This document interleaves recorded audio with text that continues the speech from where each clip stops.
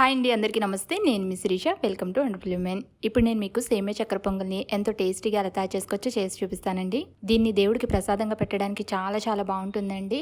తొందరగా సింపుల్గా చాలా తేలికగా నిమిషాల్లో రెడీ చేసేసుకోవచ్చు. పండుగలప్పుడు మనకి ఎక్కువ టైం ఉండదు కదా, ఇలా సేమియా చక్కెర పొంగల్ చేసి పెడితే చాలా తొందరగా అయిపోతుంది. టేస్ట్ కూడా అద్భుతంగా ఉంటుంది. దీన్ని వీడియోలో చూపించిన విధంగా చేసుకోండి, ఎంత బాగా కుదురుతుందో ఇది. మరి ఎంతో టేస్టీగా దీన్ని తయారు చేసుకునే ఆ ప్రాసెస్ ఏంటి ఇప్పుడు చూసేద్దాం. దీన్ని చేసుకోవడానికి ముందుగా 3/4 గ్లాస్ సేమియాని తీసుకోండి. తర్వాత మీరు ఏ గ్లాస్తో అయితే సేమియాని కొలిచి తీసుకున్నారో అదే గ్లాస్ తోటి 1/4 గ్లాస్ పెసరపప్పుని తీసుకోండి. ఈ విధంగా 3/4 గ్లాస్ సేమియాని తీసుకుంటే 1/4 గ్లాస్ పెసరపప్పుని తీసుకోవాలి. అంటే ఈ రెండు కలిపి 1 గ్లాస్ అవ్వాలన్నమాట. మనం రైస్తో చక్కెర పొంగల్ చేసినప్పుడు ఎలా అయితే తీసుకుంటామో దీనికి కూడా సేమ్ అంతే.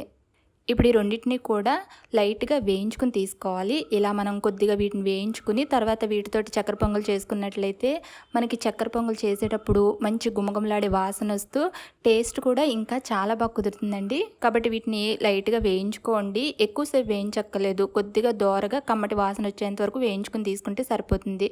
ఫస్ట్ సేమియాని వేయించుకుని తీసేసుకున్న తర్వాత అదే ప్యాన్లో పెసరపప్పును వేసుకుని వేయించుకుని తీసేసుకోండి. ఇలా రెండింటిని విడివిడిగా వేయించుకుని తీసుకున్న తర్వాత ఇప్పుడు వీటిని ఉడికించుకోవాలి.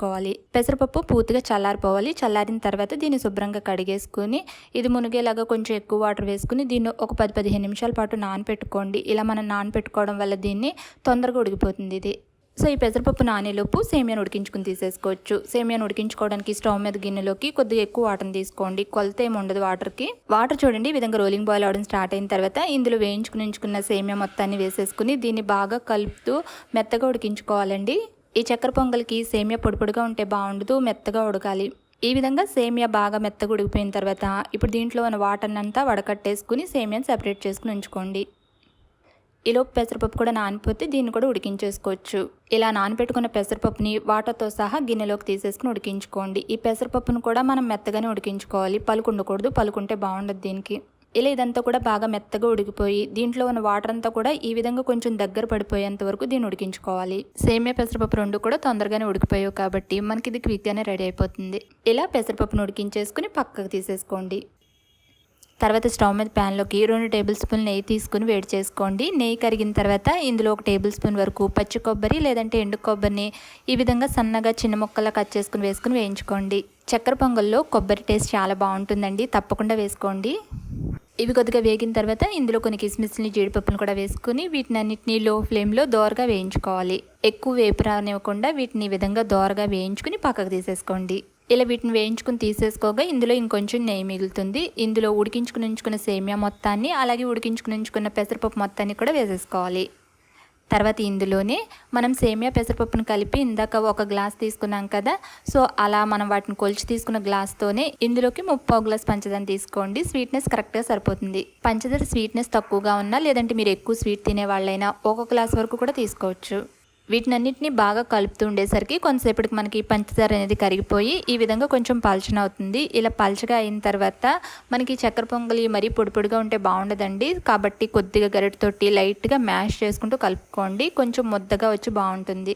ఇలా కాస్త ఇది దగ్గర పడిన తర్వాత ఇప్పుడు ఇందులో 1/4 టీ స్పూన్ యాలకుల పొడిని అలాగే ఇందాక డ్రై ఫ్రూట్స్ని వేయించుకుని ఉంచుకున్నాం కదా, వాటి మొత్తాన్ని వేసేసుకోండి. తర్వాత ఇందులో లాస్ట్గా ఇంకొక టేబుల్ స్పూన్ నెయ్యి వేసుకోండి. చక్కెర పొంగల్కి ఎక్కువ నెయ్యి ఉంటే బాగుంటుంది. ఎంత నెయ్యి వేసుకుంటే దీని టేస్ట్ అంత బాగుంటుంది. అన్నీ కలిసేటట్టు అంత బాగా కలిపేసుకున్న తర్వాత మనకి చక్కెర పొంగల్ అనేది ఈ కన్సిస్టెన్సీలో ఉండాలి. ఇలా ఉన్నప్పుడు ఇంక స్టవ్ ఆఫ్ చేసేసుకోండి. ఇది కొద్దిగా చల్లారితే ఈ విధంగా కొంచెం దగ్గర పడుతుంది. ఇది కరెక్ట్ కన్సిస్టెన్సీ అనమాట చక్కెర పొంగల్కి. ఇంతేనండి, ఇలా చాలా సింపుల్గా మనం సేమియాతో చక్కెర పొంగల్ చేసేసుకోవచ్చు. టేస్ట్ మాత్రం సూపర్గా ఉంటుందండి. నిమిషాల్లో తేలిగ్గా క్విక్గా రెడీ చేసేసుకోవచ్చు. దీన్ని మీరు తినాలంటే వేడిగా తినచ్చు, లేదంటే చల్లారిన తర్వాత కూడా తినచ్చు. ఎలా తిన్నా కూడా ఇది చాలా బాగుంటుందండి. తప్పకుండా ఈ విధంగా మీరు కూడా చేసి చూడండి, మీకు ఎంత బాగా కుదురుతుందో ఇది. మరి మీరు కనుక ఈ విధంగా దీన్ని చేస్తే మీకు ఎలా వచ్చింది అనేది నాకు తెలియజేయగలరు. అలాగే మరి మీకు ఈ వీడియో నచ్చిందా? నచ్చితే వీడియోని లైక్ చేసి మీ ఫ్రెండ్స్ అండ్ ఫ్యామిలీకి కూడా షేర్ చేయండి. మరిన్ని tasty recipes and interesting videos కోసం ఈ ఛానల్ని సబ్స్క్రైబ్ కూడా చేసుకోండి. పక్కన వచ్చిన బెల్ని క్లిక్ చేయడం మాత్రం మర్చిపోకండి. Thank you for watching.